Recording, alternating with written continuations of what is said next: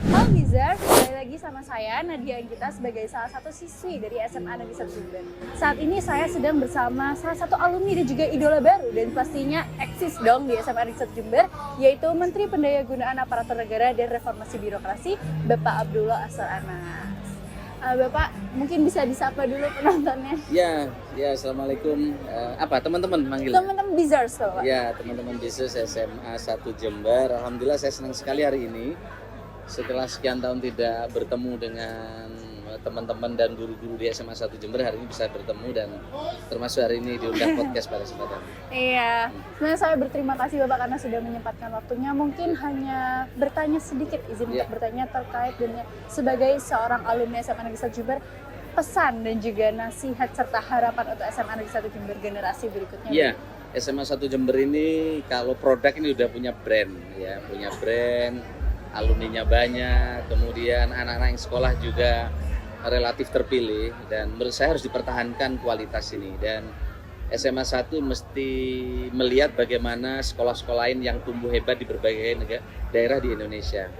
Tentu dengan cara ini harapan saya ke depan SMA 1 terus bisa mempertahankan kualitasnya. Dan buat teman-teman yang di SMA saya kira belajar penting, tetapi juga pengalaman di luar pembelajaran juga penting. Nah, apa yang saya dapatkan ini selain saya belajar di kelas, saya juga bagaimana belajar berorganisasi.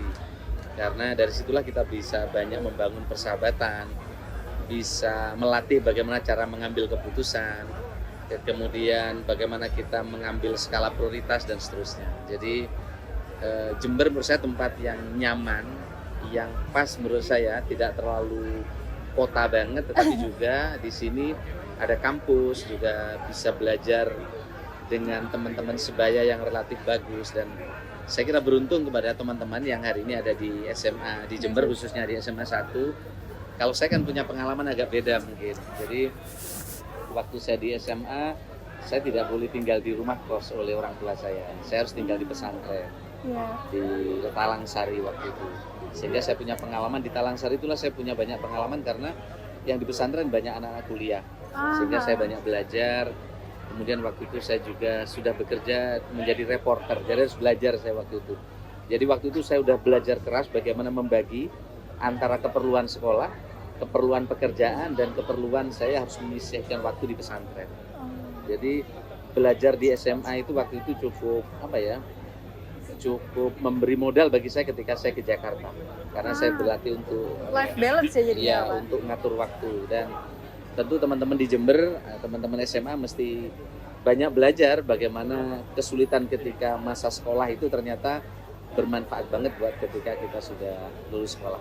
Karena kesuksesan itu bukan hanya diukur dari sisi formal ya, jadi nilai akademik, tapi bagaimana kita bersosialisasi, soft skill, membangun komunikasi, itu saya kira juga penting untuk dibangun oleh teman-teman yang masih sekolah sekarang.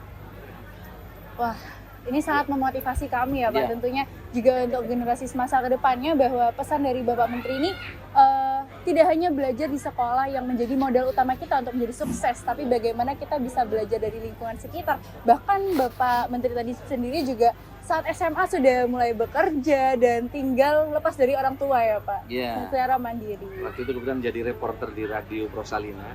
Saya harus menulis berita, kemudian jurnalistik. Iya, merekam berita.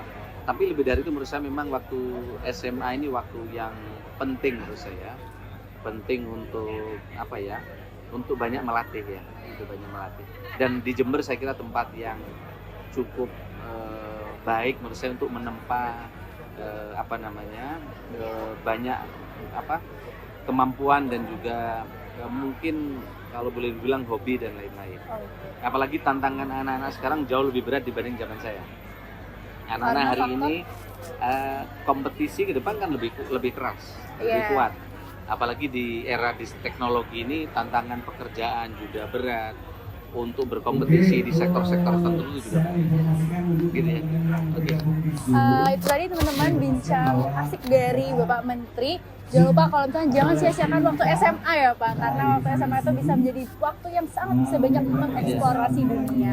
Kami berterima kasih Pak dari tim Bisarnas Podcast Masa udah mungkin bisa. Wassalamualaikum warahmatullahi wabarakatuh. Salam ya, makasih, sukses. Terima kasih ya Pak. Ya. Ya.